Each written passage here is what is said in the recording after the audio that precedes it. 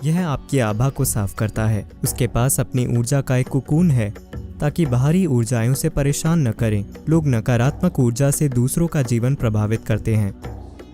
एक साधारण माला पहनने से ऐसे व्यक्ति को एक निश्चित स्तर की सुरक्षा मिलती है। इसका मुख्य उद्देश्य आपको कृपा के लिए उपलब्ध बनाना है।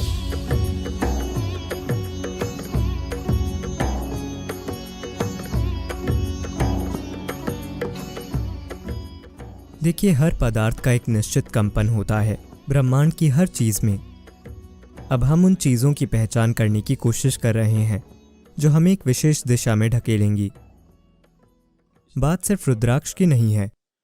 पौधे, फूल, जानवर, ऐसी हर चीज पहचानी गई है जो आपको आध्यात्मिक दिशा में ले जाएगी और जो नहीं ले जाएगी।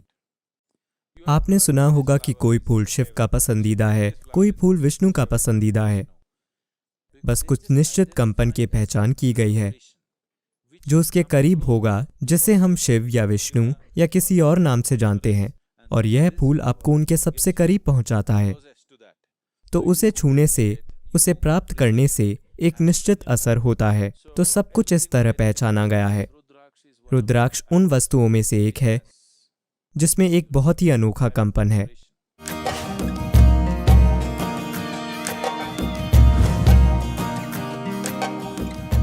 अब रुद्राक्ष को शरीर पर क्यों पहना जाता है? एक बात यह है कि इससे आभा साफ होती है। आपको पता है कि आभा या ऑरा क्या है? AURA। हर चीज के चारों ओर, हर शरीर के चारों ओर प्रकाश और ऊर्जा का एक निश्चित क्षेत्र होता है। हर भौतिक वस्तु की अपनी आभा होती है, यहाँ तक कि बेजान वस्तुओं की भी। आजकल इसकी कई अलग अलग तरीकों से फोटो ली जा रही है और रिकॉर्ड किया जा रहा है। Aura can be from a pitch black aura to a pure white aura. रुद्राक्ष आपकी आभा को साफ करता है। आभा बिल्कुल काली से लेकर शुद्ध सफेद तक हो सकती है। आप जानते हैं, अगर आपने देखा हो, शायद अमेरिका में इतना नहीं है, पर अगर आपने कोई ऐसी स्पेनिश फिल्म या भारतीय फिल्म देखी हो तो आप देखेंगे अगर उन्होंने किसी संत या ऋषि को दिखाया हो तो हमेशा उनके सिर पर एक सफेद आभा मंडल होगा। ऐसा नहीं है कि ये लोग अपने सिर के पीछे रोशनी के बल्ब लेकर घूमते थे। बात सिर्फ इतनी है कि कलाकार आपको बताने की कोशिश कर रहा है कि यह एक शुद्ध संत है, उनकी आभा शुद्ध सफेद है, यही बताया जा रहा है। तो बिल्कुल काली आभा से लेकर शुद्ध सफेद आभा तक आभाएं हो सकती हैं। यदि आपको कोई ऐसा इंसान मिलता है जो तंत्र विद्या की प्रक्रियाएं करता है, जो ऊर्जा के साथ काम करता है, उनमें से ज्यादातर नकली होते हैं जो सिर्फ मुर्गियों का उपयोग करते हैं और आपको डराते हैं। लेकिन इस क्षेत्र में कुछ वास्तविक लोग हैं। भारत में ऐसे बहुत सारे लोग हैं। यह बहुत ही गूढ़ तंत्र विद्या है। अगर आप उनसे मिलें, वे एक बहुत अलग तरीके से शक्तिशाली होते हैं। उनकी आभा बिल्कुल काली होती है। वे बहुत शक्तिशाली होते हैं, पर बिल्कुल अलग तरीके से। तो एक बिल्कुल काली आभा से एक शुद्ध सफेद आभा तक, और उनके बीच लाखों अलग अलग रंग, इससे आपकी आभा शुद्ध हो सकती है। इसका मतलब यह नहीं है कि यदि आप रुद्राक्ष पहनते हैं तो कल सुबह तक आपके सिर के पीछे एक आभा मंडल होगा। ऐसा नहीं होगा। लेकिन आप खुद को शुद्ध करने की इच्छा रखते हैं। जब आपकी इच्छा होती है कि आप खुद को शुद्ध करें, तो आप हर उस छोटी से छोटी मदद का उपयोग करना चाहते हैं जो मिल सकती है।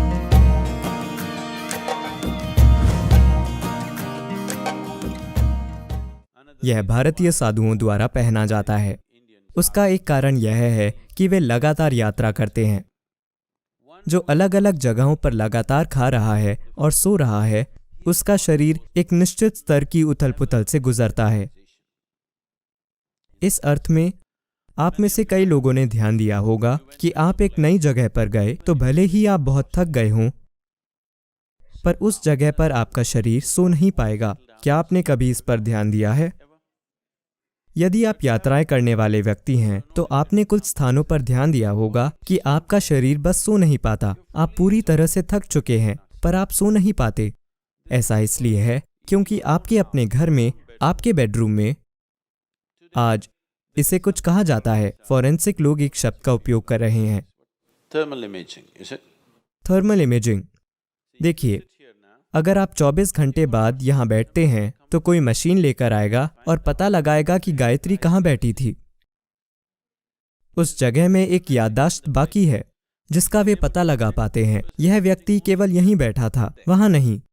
ठीक है, अगर आप अपने कुत्ते को लाते हैं तो वो जान जाता है कि वो यहाँ बैठी थी, है ना? तो वहां कुछ बचा है कि नहीं? स्पष्ट रूप से वहां कुछ छूट गया है। यही कारण है कि एक कुत्ता या एक मशीन या कोई और चीज उसका पता लगा लेती है। तो आप रोज एक ही बिस्तर पर सो रहे हैं, वहां आपकी ऊर्जा का कुछ पहलू बचा है, वहां आप बहुत सहज हैं। अगर आप किसी दूसरे स्थान पर जाते हैं जहां ऊर्जा बहुत अलग है, तो आप आराम से नहीं बैठ पाते। कभी कभी यह सिस्टम को नुकसान भी पहुंचा सकता है। इसलिए जो व्यक्ति लगातार यात्रा कर रहा है वह रुद्राक्ष पहनता है, ताकि उसके पास अपनी ऊर्जा का एक कुकून हो, ताकि बाहरी ऊर्जाएं उसे परेशान न करें। उसके पास एक कवच होता है। आपको पता है कवच क्या होता है? कवच यह कुकून जैसा होता है। यह आपकी खुद की ऊर्जा का कुकून है। आप जहां भी जाते हैं, आपका निजी बेडरूम आपके साथ जाता है। आप जहां भी जाते हैं, यह आपके साथ यात्रा करता है। विशेष रूप से यात्रा में आपकी आभा टूट फूट जाती है, इसलिए आप यात्रा के बाद बहुत थका हुआ महसूस करते हैं।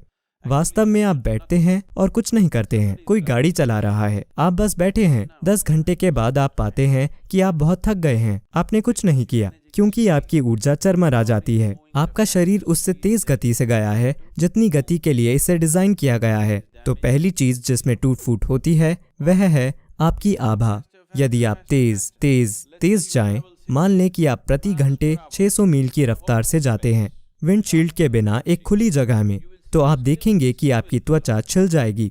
उसके बाद आपका मांस उड़ जाएगा। उसके बाद आपकी हड्डियां उड़ जाएंगी, है कि नहीं?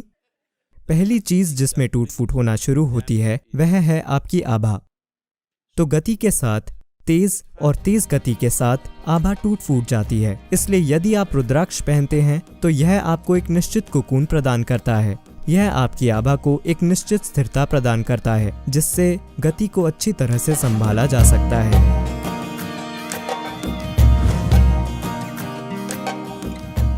यह भी एक तरह की सुरक्षा है। आप जानते हैं कि लोग नुकसान पहुंचाने वाली ऊर्जा से दूसरों का जीवन प्रभावित करते हैं। क्या आप जानते हैं? आप यहाँ क्या कहते हैं? बिली शून्यम, काला जादू, या जो भी आप इसे कहते हैं, इसमें विभिन्न प्रकार की कलाएं हैं। 4 वेदों में से एक वेद इसके प्रति समर्पित है। अथर्ववेद इसी बारे में है कि कैसे अपने लाभ के लिए और दूसरे को नुकसान पहुंचाने के लिए ऊर्जा में हेरफेर किया जाए। यदि आप रुद्राक्ष पहनते हैं तो यह आपको उस तरह की नुकसानदायक स्थितियों से भी बचाता है। कई बार ये चीजें लोगों के साथ तब भी हो सकती है जब वे उनका निशाना न हो। मान लीजिए कोई मुझ पर कुछ काला जादू कर रहा है, लेकिन मैं उसके प्रति ग्रहणशील नहीं हूँ। आप यहाँ बैठे हैं, यह आप पर असर कर सकता है।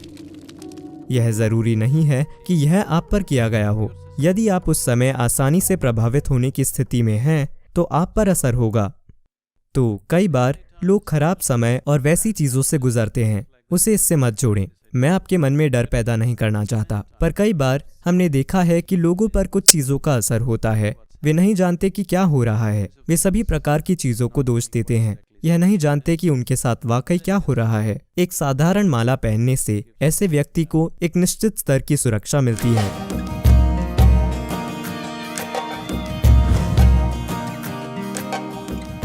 लोगों के रुद्राक्ष पहनने की एक और वजह है, अगर आप प्यासे हैं और आप एक जंगल में चल रहे हैं, आपको थोड़ा पानी मिला और आपने पी लिया, तो आप पर जहरीला असर हो सकता है। आपको लकवा मार सकता है या आप मर सकते हैं, क्योंकि प्रकृति में भी पानी कुछ गैसों के कारण जहरीला हो सकता है। कुछ झीलों और अन्य चीजों को बुरा माना जाता है। उनका इतिहास है, आदिवासी और दूसरे लोग डरते हैं कि वहां भूत मौजूद हैं। ये केवल इसलिए है कि पानी कुछ गैसों की वजह से जहरीला हो गया है, और जो लोग उसे पीते हैं वे तुरंत दर्द और पीड़ा से गुजरते हैं, और इसी वजह से उस पानी से ऐसी बातें जुड़ गई हैं। अगर आप रुद्राक्ष को पानी के ऊपर पकड़ते हैं तो यह आपको बताएगा कि उसे पीना चाहिए या नहीं। अगर आपके सामने कोई भोजन आता है, अगर आप उसे पकड़ते हैं तो अगर उसमें थोड़ा सा भी जहर हो तो रुद्राक्ष तुरंत घड़ी की दिशा से उल्टी दिशा में घूमेगा। मैं इस पानी को चेक कर लेता हूँ।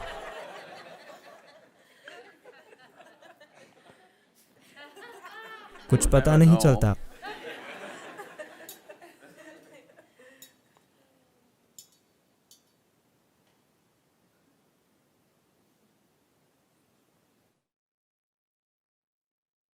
यह अच्छा पानी है। आप जहर की एक छोटी बूंद इसमें डाल दीजिए, जिसका आप गंध या स्वाद से पता नहीं लगा सकते। उस तरह का जहर। आप इसे पकड़ कर देखिए, यह तुरंत घड़ी की दिशा से उल्टी दिशा में घूमेगा।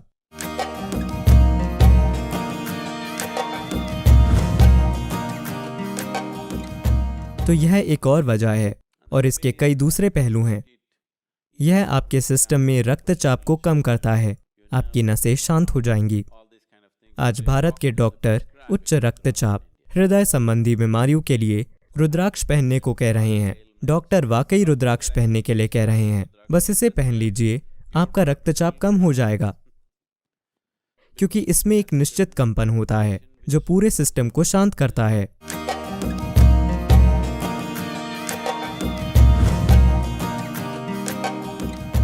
इसका मुख्य उद्देश्य आपको कृपा के लिए उपलब्ध बनाना है, क्योंकि आखिरकार यह मायने नहीं रखता कि आप क्या करते हैं, आप क्या योग करते हैं, आप और क्या करते हैं।